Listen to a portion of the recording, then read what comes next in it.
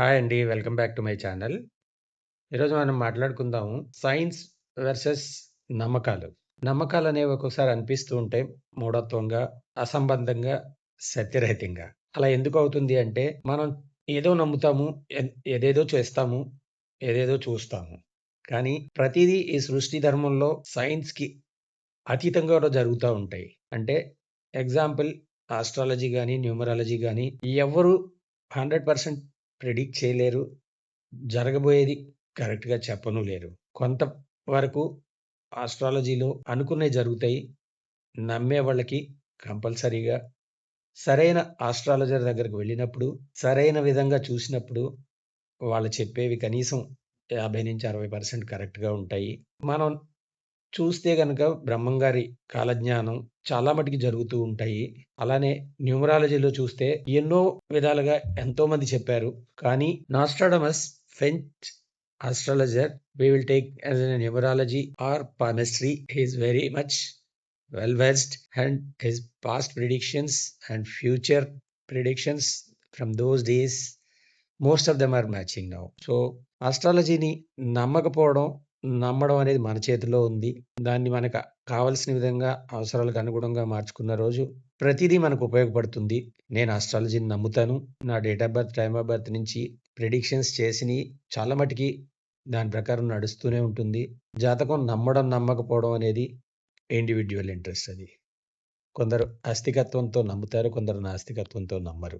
ఏది ఏమైనప్పటికీ మనకు తెలియంది ఏదో ఉంది. అదే super power we call it. Supreme power or super power అనేది ఉంది. అనుకున్నది అనుకున్నట్టు జరుగుతోంది. మనం ఫ్యూచర్‌ని ప్రిడిక్ట్ చేయలేకపోవచ్చు. కానీ ఫ్యూచర్‌ని మనకు ఎలా ఉండాలి అనేదాన్ని మనం నిర్ణయించుకోవచ్చు. ప్రెజెంట్‌ని మనకి ఎలా కావాలి అనే విధంగా మనం మలుచుకోవచ్చు. ఆస్ట్రాలజీ అనేది ఆర్ న్యూమరాలజీ అనేది ఆర్ పామిస్ట్రీ అనేది ఒక సైంటిఫిక్ ఆధారిత సబ్జెక్టే. ప్రతి ఒక్కరూ చెప్పలేకపోవచ్చు. ముఖ్యంగా మనం అపనమ్మకం రావడానికి కారణం ఎవరు పడితే వాళ్ళు ఆస్ట్రాలజీ చెప్పేయడం. తెలిసినా తెలియకపోయినా చెప్పేయడం. ఎగ్జాంపుల్స్ ఏమి తెలియనోళ్ళు మనకి రోడ్ల పక్కన కూడా చెప్తూ ఉంటారు. వాళ్ళకి వచ్చు రాదు అనేది లేదు.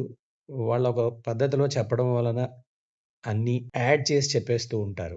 మనం ఆస్ట్రాలజీని నమ్మకపోయినా పర్వాలేదు కానీ, నమ్మి చెడిపోయిన వాళ్ళు చాలామంది లేరు.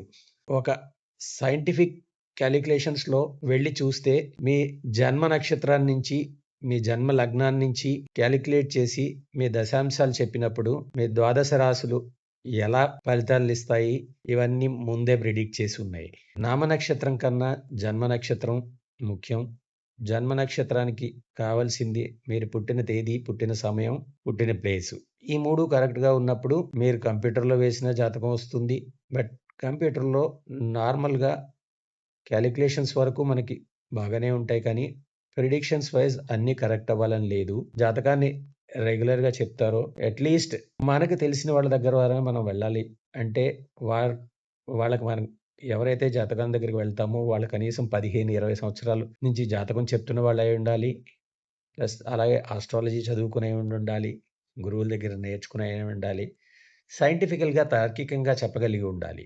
రీజనింగ్ ఇవ్వగలిగి ఉండాలి. ఏంటి? ఎందుకు అనేది. అలానే అత్యం అత్యంతగా భయపెట్టకూడదు. తీసుకోవాల్సిన జాగ్రత్తలు, జరగాల్సిన విషయాలు చెప్పడం, అత్యంత చెడ్డ విషయాలున్నప్పుడు చెప్పకపోవడం చాలా మంచిది ఆస్ట్రాలజీలో. న్యూమరాలజీ అనేది నేమ్ కరెక్షను వీటిలికే మెయిన్ వాడుతూ ఉంటారు. So, some extent numerology is okay. But full extent very few people will believe in numerology. అలానే ఆస్ట్రాలజీని నమ్మకపోవడం కూడా ఒక విధంగా కారణం. ఎవరు ఎందుకు చెప్తున్నారు? ఏ విధంగా చెప్తున్నారు? చెప్పినయి జరుగుతున్నాయా? జరగకపోవడం ఉండొచ్చు. ఇప్పుడు సిట్యుయేషన్‌లోనే చూద్దాము. చాలామంది ప్రిడిక్షన్స్ ఇచ్చేస్తూ ఉంటారు. ఎలక్షన్స్ అవ్వనివ్వండి, జరగబోయే విషయాల గురించి అయినివ్వండి. అవి జరగకపోయినప్పుడు, అవి ఫెయిల్ అయినప్పుడు మనం నమ్మడం మానేస్తాం. కానీ ఎవరో ఒకటి చెప్పినయి జరిగినప్పుడు, అది నిజంగా జరిగింది కదా! వాళ్ళు చెప్పింది కరెక్ట్ అనుకుంటాము. మన లైఫ్‌కి మనం అనుగుణించుకొని చూసుకున్నప్పుడు, మన చుట్టుపక్కల పరిసరాల్లో జరుగుతున్నయి చూసినప్పుడు, మనకు తెలిసిన వాళ్ళకి జరుగుతున్నయి చూసినప్పుడు, మనం దాన్ని సైంటిఫికల్‌గా ఆస్ట్రాలజీతో పాటు అన్వయించుకొని చూస్తే తప్పకుండా లోతుగా మనకు విషయాలు తెలుస్తాయి. ఆస్ట్రాలజీ మీద నమ్మకం వస్తుంది. Thank you for your time. Take good care of yourself. Signing off VVS Reddy, world through Veera. మరొక టాపిక్‌తో మళ్ళీ కలుద్దాం. Until then by.